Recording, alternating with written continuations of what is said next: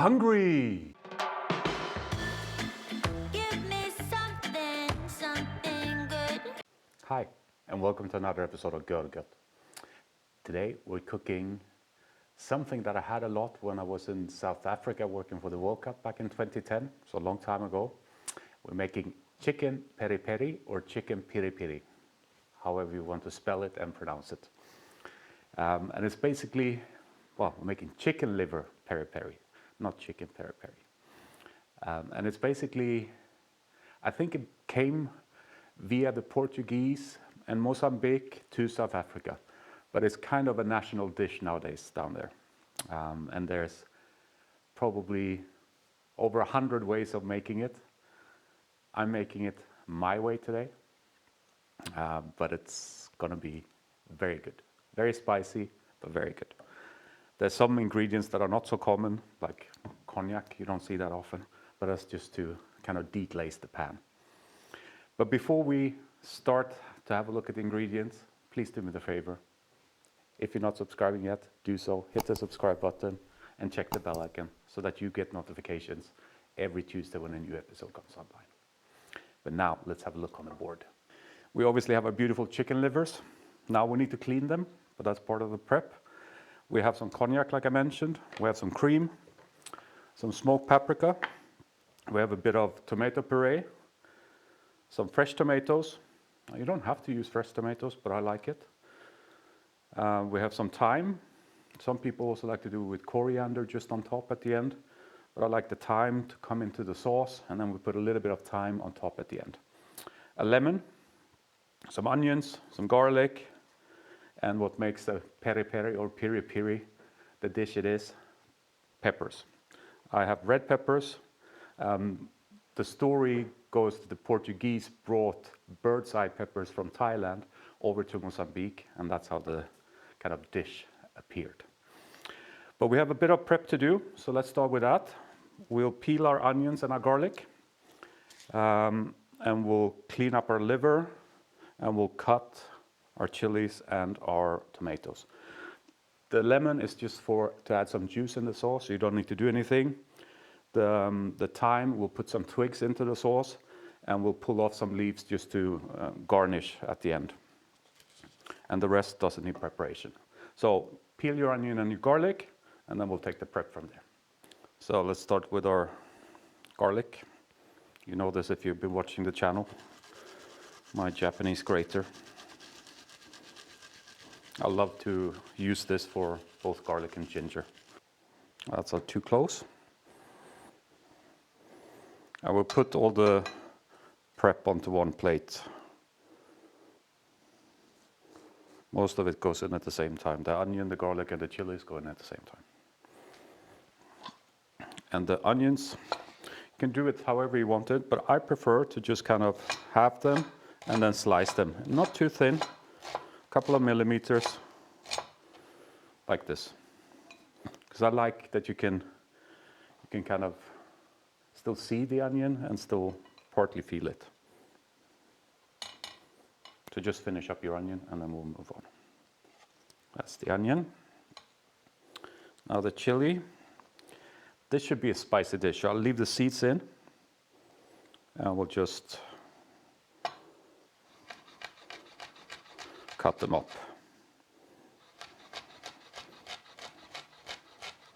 Now obviously everything I do is just kind of a starting point, right? So if you want less chili, use less chili. If you want more, use more. Now my eyes are watering. Probably a combination of the onions and the chili. It's a bit blurry, my vision, but it will be okay. I will put the chili on here as well. You don't have to work with fresh chili. Excuse me, I need to dry this up, but I'll be right back. So, dry ice, where was I? Yeah, you don't have to use fresh chili. You can use chili paste, you can use chili powder, whatever you want, but I prefer it with fresh.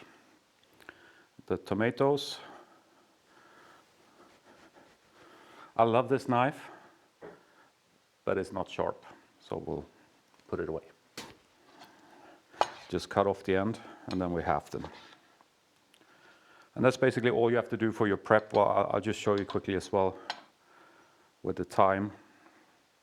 The easiest is to just pull it kind of against the, or even in between your fingers like this, and you get the leaves out. And that's just to decorate afterwards a little bit. We're putting the twigs straight into the sauce as well. So finish that up, and then I'll show you how we clean the chicken liver. And now for a chicken liver. Now, you can ask a butcher to do this, I kind of just forgot. You want to just kind of cut out these parts.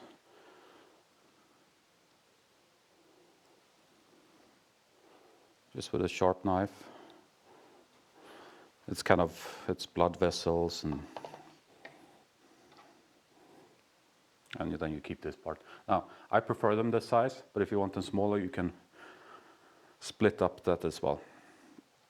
So clean your livers, and then we're pretty much done here. The rest takes place over there. So I will see you over there in about a minute or two, but in a second on the video. So we have our frying pan with some oil in it. We'll put some butter in as well. We're gonna start off with frying the chicken livers. And we'll probably do it in 2 or 3 batches because we don't want to cool down the pan. You know the old trick to wait until the pan is quiet because then it's hot enough. Let's see. Yeah.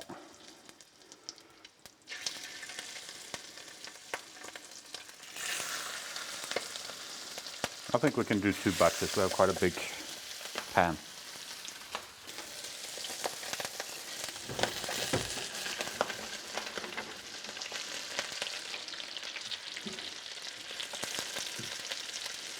We just want to give them some color.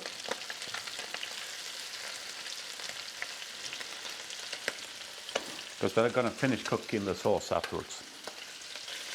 And this is my way of doing it. A lot of people kind of let it cook in the sauce or fry it. Well, you can't fry in sauce, right? So yeah, it's basically cooking it, but I prefer to have this fry surface on it. It gets, I think, it makes a little bit of a difference in taste. And we're going to use all the goodness in here afterwards as well. So we'll just throw in the onions and garlic and chilies once this is done.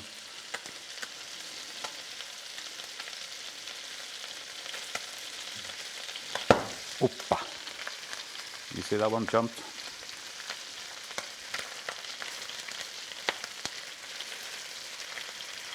So these are done. Take them out. Now just do your second batch.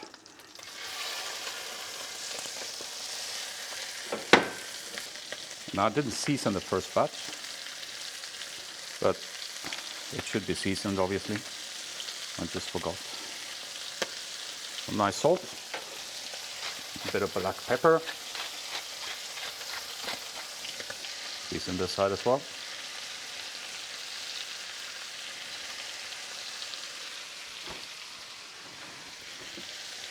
Again, black pepper. And that's it. Now we put this away, and I'll come back with a pan so we can continue. So now the deglazing with a little bit of cognac.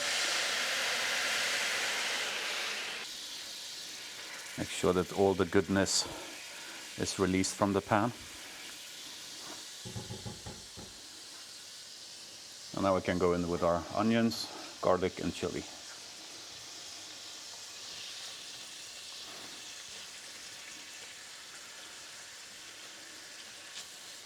Also go in with our tomato puree, I would say about 1.5 tablespoons. We'll put our thyme twigs in.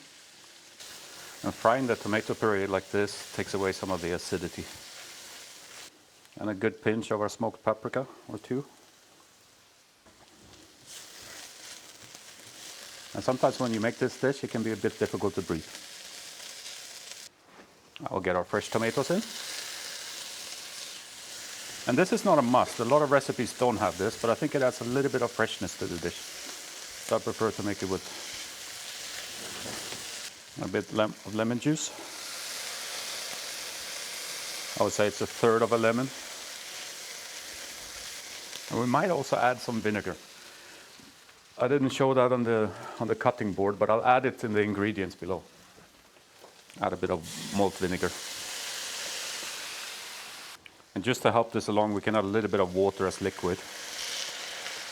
It will evaporate again, but it will give us some time for it to cook. And now it's kind of a good time just to taste for the spice level, if you're happy with it. For me, that's perfect. But at this stage, if you feel that it's not spicy enough, you can always add some dried chili flakes or some cayenne pepper or some Piri Piri kind of, what do you call it, the liquid, the pepper sauce kind of thing. But we had enough chili, so this is perfect. And I'll take out the thyme.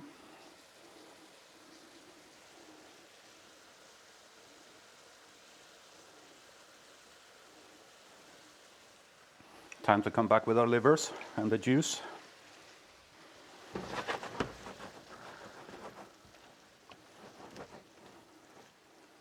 And kind of mix this up.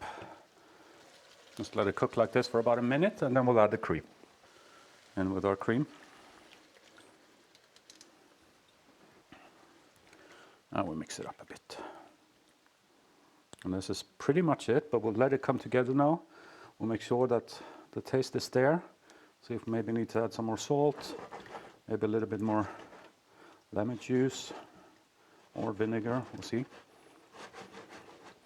We'll let this come to a boil and let it reduce a little bit, thicken up, and then we're pretty much ready. So we'll also try a liver. Perfectly cooked. So we'll take this now and then we'll serve it up and we'll give it a try. See you in a bit. So we're ready to serve this beauty up. Now, before we do that, if you stuck with me this far, there must have been something you enjoyed about this episode. So do me the huge favor, hit that thumbs up button. It takes you a second, but it's so valuable to me because it helps me to get my content out there in the YouTube universe. So just hit this down there, but now let's serve this up. And the normal way of eating this is with bread. And I made some sourdough bread this morning, so I'm just going to slice that up as well. With plenty of sauce to suck up.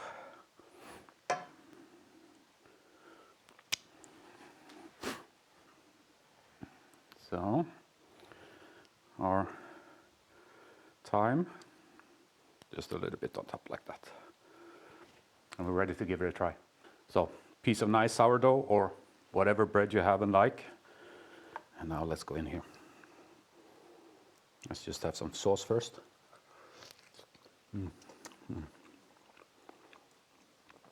Nice, spicy, creamy,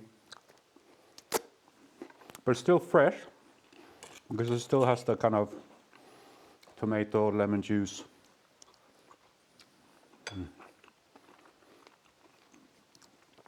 And the livers are perfectly cooked. Not tough, not overcooked.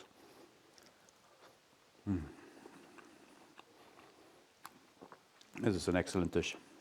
Takes me back to 2010 to Nelson Mandela Square in Sandton. They had a restaurant, I don't remember what it was called, but they had this on the menu. And I went there with an old colleague who since passed away, and we had that every Saturday. Amazing. I'm going to finish this up, but I'll leave you to it. That was it for this time.